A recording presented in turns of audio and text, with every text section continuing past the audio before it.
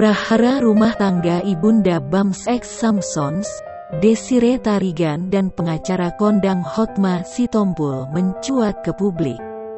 Desir mengungkap jika dirinya diminta pergi dari rumah oleh sang suami. Hotman Paris dengan Desire Tarigan menggelar konferensi pers pada hari ini, Senin tanggal 29 Maret tahun 2021. Setelah keluar dari rumah, kini Desire tinggal di rumah sebelah yang berbatas pagar seng. Hotman Paris sudah mengirimkan surat pada Hotma Sitompul yang mengatakan jika Desire ingin kembali ke rumah. Namun Hotma Sitompul melalui pengacara tidak mengizinkan.